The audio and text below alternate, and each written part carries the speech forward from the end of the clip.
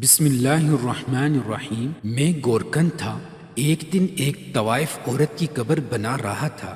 سخت گرمی کا موسم تھا، آدھی سے زیادہ قبر بنا چکا تھا۔ اچانک قبر ٹھنڈی ہو گئی اور قبر کی مٹی سے تیز خوشبو آنے لگی۔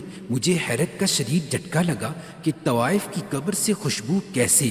تحقیق کی تو مجھ پر یہ انوکھا راز کھلا کہ میں اس وقت قبرستان سے منحقہ ایک چھوٹے سے کمرے میں آرام کر رہا تھا جب اچانک ہی میرے پاس ایک آدمی آیا اور کہنے لگا کہ ہمیں قبر بنوانی ہے۔ میں نے فوراً ہاں میں سر ہلایا اور کہا ٹھیک ہے، بن جائے گی۔ سائز کیا ہے اور عورت ہے یا مرد؟ میں نے اس سے چند ضروری باتیں پوچھی۔ اس نے مجھے تفصیل بتائی اور جنازے کا وقت بتایا اور چلا گیا۔ کچھ رقم وہ ایڈوانس میں دے گیا تھا اور باقی رقم جنازے کے بعد دینے کا کہا تھا۔ میں مطمئن ہو گیا۔ ابھی میرے پاس کافی وقت تھا۔ جنازہ مغرب کے بعد تھا اور میں ابھی آرام کر رہا تھا۔ چونکہ ظہر کا وقت تھا، میں نے سوچا کہ عصر کے قریب جا کر قبر کھود دوں گا اور کچھ ہی دیر میں قبر تیار کر دوں گا، کیونکہ میں اپنے کام میں ماہر تھا اور مجھے تقریباً 20 برس ہو چکے تھے کہ میں یہاں پر قبریں کھود رہا تھا۔ بہت سارے مردے میں اپنے ہاتھوں سے دفن کر چکا تھا، اس لیے میرے لیے یہ کام ابھی کوئی زیادہ محنت طلب یا مشقت طلب نہیں رہا تھا، بلکہ میں بہت آرام سے کر لیتا تھا۔ اسی لیے میں 2 گھنٹے آرام کرنے کے بعد عصر کے قریب اٹھا، نماز ادا کی اور پھر اپنا کدال لے کر قبرستان کے وسط میں چلا آیا، کیونکہ میں جانتا تھا کہ قبر کے لیے مناسب جگہ کہاں پر ملے گی۔ پہلے ہی یہ قبرستان بہت بھر چکا تھا اور پھر گورنمنٹ نے پچھلی طرف کا کھلا میدان بھی اس میں شامل کر دیا، کیونکہ یہ علاقہ بہت بڑا تھا اور ارد گرد کے چھوٹے بڑے کئی علاقوں کے ساتھ منسلک تھا۔ اسی لیے اس قبرستان میں بہت سارے مردے دفن تھے اور ایک ایک قبر میں تو کئی مردے بھی دفن ہو چکے تھے، کیونکہ بہت ساری قبریں ایسی تھیں جن کا حال پوچھنے کے لیے ان کے پیاروں میں سے کوئی آتا ہی نہیں تھا۔ اسی لیے ہم اس قبر میں ایک اور قبر بنا دیتے تھے اور اس میں مردہ دفنا دیتے۔ آبادی ہی اتنی ہوتی تھی کہ مجبوراً ہمیں یہ کرنا ہی پڑتا تھا۔ آج بھی میں ایسی ہی ایک قبر کے اوپر قبر بنا رہا تھا، کیونکہ میں جانتا تھا کہ اس قبر کے پیچھے بھی کوئی آنے والا نہیں ہے۔ اس قبر کا مردہ بھی اپنے پیاروں کا انتظار ہی کر رہا تھا، لیکن کوئی بھی پلٹ کر کبھی ان کے پاس نہیں آیا۔ میں نے قبر کھودنی شروع کی اور ابھی قبر آدھی ہی کھودی تھی کہ ایک دم مٹی ٹھنڈی سی ہو گئی۔ ایک دم ایسا لگ رہا تھا جیسے قبر میں بہت سارے اے سی چل گئے ہیں۔ موسم ٹھنڈا ہو گیا ہے اور مجھ پر کپ کپی سی طاری ہونے لگی، لیکن چونکہ ابھی میرا آدھا کام ہی مکمل ہوا تھا اور مجھے باقی کام مکمل کرنا تھا، اسی لیے میں نے جلدی قبر کو کھودنا شروع کیا۔ ابھی پہلے مجھے ٹھنڈک محسوس ہو رہی تھی، لیکن جیسے ہی پوری قبر کھودی تو ایک دم سے تیز خوشبو میری نتنوں سے ٹکرائی۔ میں نے ارد گرد نظر گھما کر دیکھا، یوں لگ رہا تھا جیسے ڈھیروں گلاب اور موتیے کی مکس خوشبو مجھے آ رہی ہے، حالانکہ وہاں ایسا کچھ بھی نہیں تھا۔ قبرستان میں اس وقت اکیلا تھا۔ پھر آخر یہ خوشبو کہاں سے آئی؟ میں نے بے دھیانی میں مٹی کو سونگا تو یہ خوشبو اس مٹی سے آ رہی تھی۔ میں بہت حیران ہوا، یہ خوشبو بہت انوکھی تھی۔ اس نے میرے حواسوں کو ایک دم تر و تازہ کر دیا تھا۔ مجھے ایک دم جیسے سکون سا محسوس ہونے لگا تھا۔ میں کتنی ہی دیر قبر کے اندر کھڑا اس مٹی کو سونگتا رہا، اس خوشبو کو محسوس کرتا رہا۔ میرا جسم تر و تازہ ہو چکا تھا، اعصاب مہکنے لگے تھے۔ میں سمجھ نہیں پا رہا تھا کہ آخر اس قبر میں اتنی خوشبو کیوں آ رہی ہے۔ آج تک میرے ساتھ یہ واقعہ نہیں ہوا تھا۔ آج تک میں نے اتنی قبریں تیار کی تھیں، لیکن کبھی میں نے کچھ ایسا محسوس نہیں کیا تھا، اور آج جب یہ محسوس ہوا تھا جیسے دل میں ایک دم شاد ہو گیا تھا۔ تبھی میں نے سوچ لیا تھا کہ یقیناً جو عورت مری ہے وہ بہت خاص ہوگی، کیونکہ اس کی قبر سے پہلے سے ہی خوشبو آنے لگی، حالانکہ ابھی تو اسے قبر میں اتارا بھی نہیں گیا تھا۔ اس بارے میں سوچ ہی رہا تھا کہ اندھیرا ہونے لگا، شام ہو گئی اور مغرب کی اذان کی آواز سنائی دی۔ اب تھوڑی دیر میں ہی جنازہ آ جانا تھا۔ میں قبر سے باہر نکل آیا اور جنازہ گاہ کی طرف بڑھ گیا۔ اتنی دیر میں جنازہ بھی آ چکا تھا۔ میں نے جنازے میں شامل ہو کر نماز جنازہ ادا کی اور پھر ان سب کے ساتھ آ کر قبرستان میں میت کو دفنانے لگا۔ جنازے میں چند ہی لوگ شامل تھے اور ان میں سے بھی کچھ لوگ جنازہ پڑھتے ہی چلے گئے۔ اب صرف دفنانے کے لیے چند لوگ ہی باقی تھے۔ میں ان کے ساتھ ان کی نمائندگی کرتے ہوئے انہیں قبر کے پاس لے آیا اور تبھی انہوں نے میت کو لحد میں اتارا اور کچھ دیر کے بعد مٹی برابر کر دی۔ میں نے محسوس کیا تھا کہ مٹی برابر کرتے ہی خوشبو اور بڑھ گئی تھی اور ایسا لگ رہا تھا جیسے اس خوشبو سے آہستہ آہستہ کر کے سارا قبرستان مہکنے لگے گا۔ تبھی وہاں پر موجود لوگوں نے دعا کے لیے ہاتھ اٹھا دیے۔ میں نے بھی مغفرت کی دعا کی اور جیسے ہی وہ لوگ واپس پلٹنے لگے ان میں سے ایک سے میں نے کہا، مجھے کچھ پوچھنا ہے، کیا آپ بتا سکیں گے؟ اس نے آہستہ سے سر ہلایا تو میں نے کہا، آخر یہ عورت کون تھی؟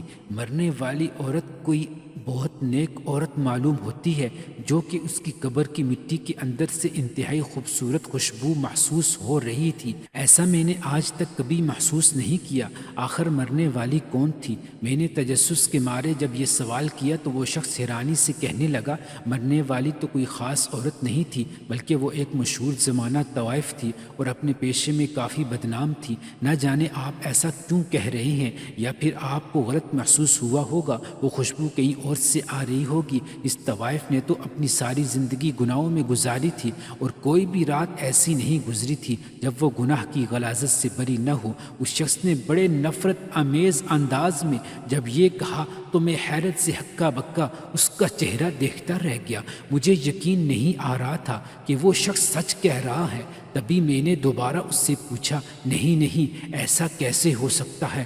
مجھے 20 سال سے زیادہ کا عرصہ گزر چکا ہے کہ میں یہاں پر قبریں بنا رہا ہوں، لیکن آج تک کبھی مجھے ایسا محسوس نہیں ہوا جیسا آج ہوا ہے۔ آج تک کبھی میں نے کسی قبر میں سے ایسی خوشبو آتے نہیں دیکھی جو آج اس قبر میں سے آ رہی تھی۔ نہ جانے آپ ایسی غلط بیانی کیوں کر رہے ہیں۔ میں نے اس شخص کی طرف بدگمانی سے دیکھا تو وہ استہزائیہ انداز میں ہنس کر کہنے لگا، یقیناً آپ کسی بہت بڑی خوش فہمی کا شکار ہیں۔ ایسا نہیں ہے کہ وہ بہت نیک عورت ہے، وہ عورت واقعی طوائف تھی۔ اگر آپ کو میری بات پہ یقین نہیں ہے تو آپ باقی لوگوں سے بھی تصدیق کر سکتے ہیں۔ خیر، مجھے آپ کو یقین دلانے کی ضرورت بھی نہیں ہے، میں تو ان کا ہمسایہ ہوں اور ان کے بارے میں اتنا ہی جانتا ہوں۔ چلتا ہوں، مجھے کوئی کام ہے۔ یہ کہہ کر وہ شخص آگے کی طرف بڑھ گیا اور میں حیرانی سے اس کی پشت کی طرف دیکھتا رہ گیا۔ یقین نہیں آ رہا تھا کہ واقعی وہ عورت ایک طوائف تھی۔ میں کبھی قبر کی طرف دیکھتا جس میں سے ابھی بہت مٹی سے خوشبو آ رہی تھی اور مجھے ابھی تک وہ ٹھنڈک محسوس ہو رہی تھی جو قبر کھودتے وقت مجھے محسوس ہوئی تھی۔ میں اپنے خیالوں میں گم جنازہ گاہ سے منسلک اپنے کمرے کی طرف بڑھ گیا۔ لیکن وہ رات میری بہت بھاری گزری تھی۔ نہ جانے کیوں بار بار میرا دھیان اس طوائف عورت اور اس کی قبر کی طرف جا رہا تھا۔ نہ جانے کیوں مجھے ایسا محسوس ہو رہا تھا کہ وہ آدمی سچ کہہ رہا تھا۔ وہ عورت واقعی کوئی طوائف تھی اور اس کی زندگی گناہوں سے بھی بری ہوئی تھی، لیکن میں بھی تو جھوٹ نہیں کہہ رہا تھا، میں بھی تو سچ کہہ رہا تھا۔ میں نے خود قبر کی مٹی کو ٹھنڈے ہوتے ہوئے محسوس کیا اور پھر جس طرح اس میں سے خوشبو محسوس ہو رہی تھی، اس خوشبو نے مجھے اپنا گرویدہ کر لیا تھا۔ میں اتنا بڑا دھوکہ نہیں کھا سکتا تھا۔ یقیناً اس شخص کو کوئی غلط فہمی ہوگی۔ میں کل اس معاملے کی تحقیق ضرور کروں گا۔ اپنے آپ میں سوچتا ہوا الجھتا ہوا میں اسی طرح نیند میں ڈوب گیا کہ مجھے خبر بھی نہیں ہوئی۔ صبح جب میری آنکھ کھلی تو بے اختیار پہلا خیال مجھے اس قبر کا ہی آیا تھا اور میں اپنے بڑھتے ہوئے قدموں کو روک نہیں پایا اور سیدھا اس قبر کے سرہانے پہنچ گیا جہاں کی مٹی ابھی بھی تازہ تھی اور اس مٹی میں سے ابھی بھی ویسی ہی خوشبو آ رہی تھی جیسے مجھے کل محسوس ہوئی تھی۔ میں وہیں قبر کے سرہانے بیٹھ گیا، فاتحہ خوانی کی اور پھر آہستہ آہستہ آواز میں کہا، میں نہیں جانتا کہ تم کون ہو، کہاں سے ہو۔ میں یہ بھی نہیں جانتا کہ کل تمہارے بارے میں جو کچھ اس شخص نے یہاں پر کھڑے ہو کر کہا تھا وہ سچ ہے یا جھوٹ تھا، لیکن میں ایک بات جانتا ہوں کہ مجھے کوئی دھوکہ نہیں ہوا۔ تمہاری قبر سے ابھی بھی ایسی خوشبو آ رہی ہے جیسی جنت کے باغات سے آتی ہے۔ یوں لگ رہا ہے جیسے ڈھیروں پھول مہک رہے ہوں اور میں نہ جانے کیوں اس خوشبو کو محسوس کر کے باغ ہونے جا رہا ہوں، لیکن میں اب یہ ضرور پتہ کروں گا کہ تم واقعی ایک طوائف تھی۔ تو پھر آخر ایسا کون سا عمل عمل تھا جس نے تمہاری قبر کو جنت کے باغوں میں سے ایک باغ بنا دیا اور اسے ایک مہکتے ہوئے پھول میں تبدیل کر دیا۔ میں اب ضرور اس بات کی تحقیق کروں گا کہ آخر ایسا کیوں ہے۔ میں نے جیسے اس قبر کے مردے سے وعدہ کیا اور اپنے آپ میں اس عزم کو دہرایا اور وہاں سے اٹھ کھڑا ہوا، مجھے گورکھن کا کام کرتے ہوئے اتنے برس ہو چکے تھے، لیکن آج تک کبھی میں نے کسی قبر میں سے ایسی مہک محسوس نہیں کی تھی۔ بڑے بڑے حاجیوں، نمازیوں، پرہیزگاروں کے جنازے اس قبرستان میں آئے تھے اور انہیں اپنے ہاتھوں سے دفن کیا تھا۔ بہت ساری ایسی عورتیں جو بہت پردہ نشین تھیں اور ہمیشہ باپردہ ہو کر رہتی تھیں، 5 وقت کی نماز پڑھتی تھی، شوہر کی وفادار تھی، ان سب کے جنازے یہاں پر آئے، لیکن میں نے آج تک یہ خوشبو ان کے جنازوں میں یا قبر میں محسوس نہیں کی۔ چھوٹے چھوٹے نومولود بچے بھی اس قبرستان میں دفن تھے، لیکن آج تک ان کی قبر سے بھی ایسی جنت کے پھول جیسی خوشبو نہیں آئی تھی۔ آخر کچھ تو ایسا خاص تھا اس عورت میں جو اس کی قبر مہک رہی تھی، اور اس کے آنے سے پہلے ہی وہ قبر ٹھنڈی ہو گئی تھی۔ میں نے اس ٹھنڈک کو اپنی ہڈیوں میں محسوس کیا تھا اور میں جان گیا تھا یقیناً اللہ نے اس عورت کے لیے کوئی خاص کرم فرمایا ہے۔ ہم اللہ کے راز کو تو نہیں جانتے، لیکن میں یہ جاننے کی کوشش ضرور کر رہا ہوں کہ آخر وہ عورت کون تھی، کیا تھی، اور آخر اس کا ایسا کون سا عمل تھا جس نے اسے اتنا نیک بنا گیا کہ وہ مرنے کے بعد ایک مہکتی ہوئی قبر کی مکین بنی، جہاں پر اسے اللہ کی طرف سے معافی نامے کی نوید دی گئی تھی۔ اس بات نے میرے اندر بہت زیادہ تجسس بھر گیا تھا، اسی لیے میں اگلے ہی دن محلے میں چلا آیا اور وہاں سے مختلف لوگوں سے اس عورت کے بارے میں پوچھا، تو تبھی مجھے اس عورت کے گھر کا پتہ معلوم ہو گیا۔ اس عورت کے گھر میں ایک اور عورت رہتی تھی۔ لوگوں کا کہنا یہ تھا کہ وہ تو بدنام زمانہ طوائف تھی۔ آپ تقریباً 1 سال سے اس محلے میں آ کر آباد ہوئی ہے۔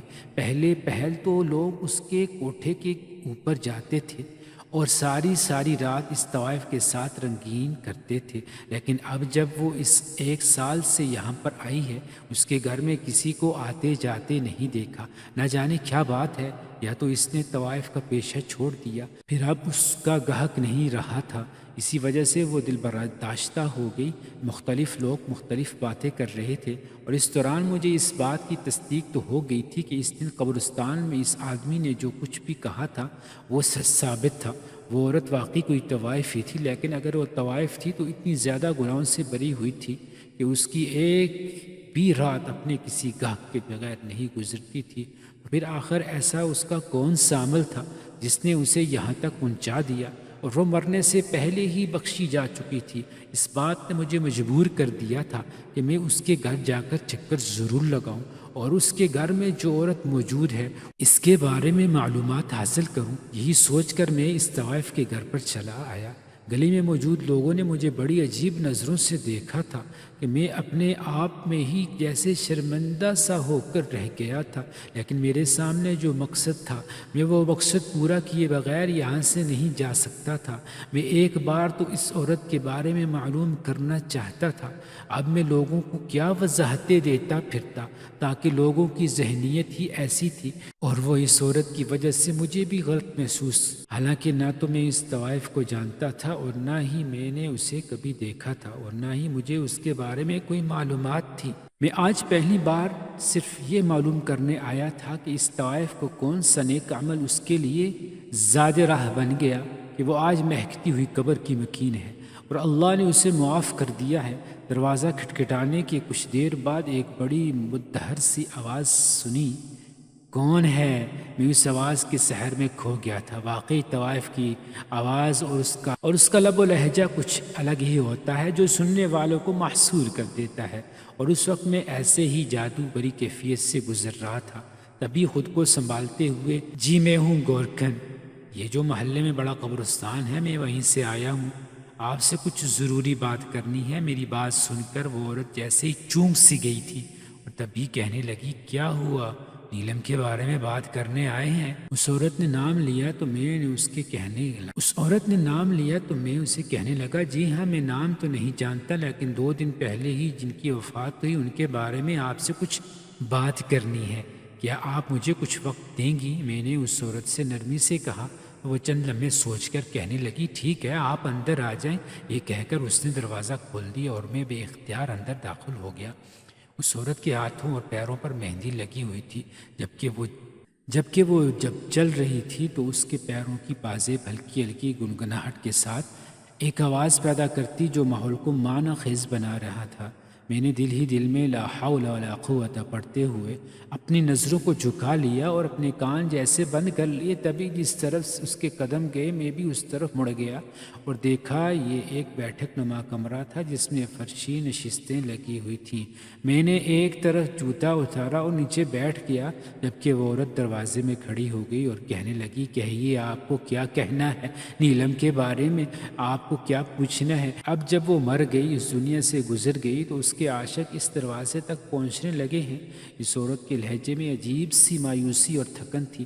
تبھی میں نے بے اختیار اپنا سر اٹھایا اور اس کے چہرے کی طرف دیکھتے ہوئے کہا نہیں نہیں ایسا کچھ بھی نہیں ہے، آپ غلط سمجھ رہی ہیں۔ میں نے تو آج تک نیلم جی کو نہ کبھی دیکھا ہے اور نہ ہی ان کے بارے میں جانتا ہوں، بلکہ میں تو آپ کے ساتھ کسی اور معاملے میں بات کرنے آیا ہوں۔ میری بات سن کر اس کی آنکھوں میں الجھن تیرنے لگی اور وہ پوچھنے لگی آخر ایسی کیا بات ہے؟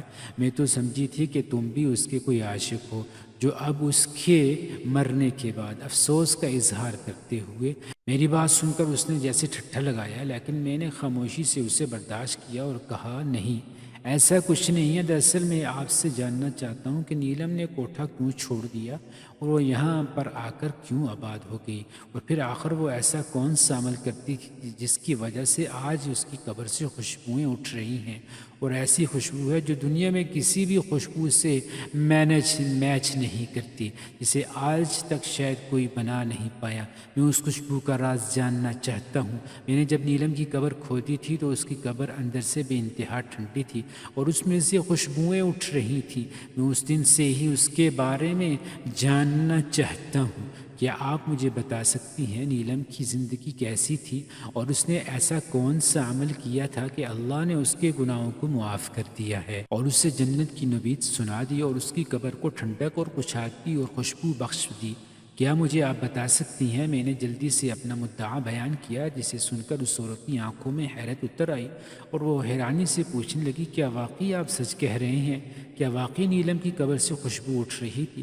کیا واقعی اس کی قبر ٹھنڈی تھی؟ اس عورت کی آنکھوں کی حیرت زبان پر اتر آئی۔ تبھی میں نے بے ساختہ ہاں میں سر ہلایا اور کہا جی ہاں بالکل ایسا ہی ہے۔